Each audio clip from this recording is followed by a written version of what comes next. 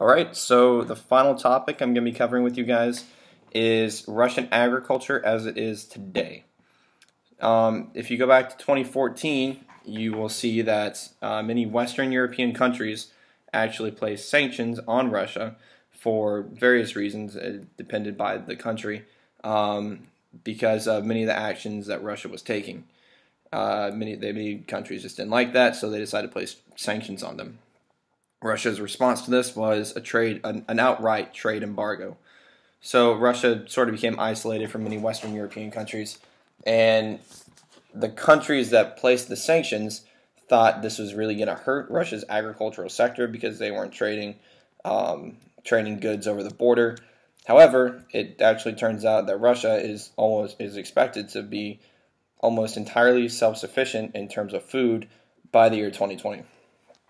So they took a look at their agricultural sector and realized that they can actually become self-sufficient. They have abundant labor and abundant land, so they can do many things by themselves that they were previously relying on other countries to do. The main downside, or as far as from Russia's perspective, is the price of fruit went through the roof. Russia being Russia and its location fairly high, fairly north in the world, it's very cold and you can't really grow oranges in Russia. So fruit did go through the roof. That was the main issue that was faced by, or the main issue that was found to be true in Russia. A big reason that they're also able to become self-sufficient is recently conditions have been very favorable. As I mentioned earlier, back in the 1990s, there was a lot of issues as far as Russia went in its agricultural sector.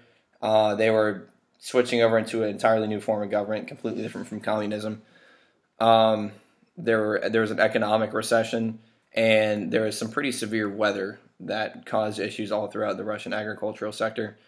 So recently, it's actually been better than it ever has before.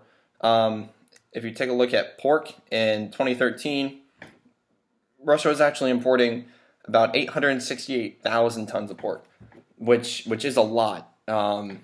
However, if you notice, the sanctions were placed in 2014. By 2015, they were only importing about 408,000 tons of pork, which is less than half, which is insane for 2 years. So they really kind of got everything together and realized that, again, they can do most of these things themselves. And the final point I'm going to talk about today is that Russia is actually looking to become one of the wheat powerhouses of the entire world. Recently, they surpassed the U.S. in terms of wheat production, and they're expected to surpass the European Union here within the year. The article I read this in, it came out last year, so it may have already even happened. I couldn't find any data on it. But there's a good chance that Russia is currently the world's largest wheat producer. So and again, this is their most valuable and most produced crop. So this is a huge opportunity for Russia as far as its influence throughout the rest of the world.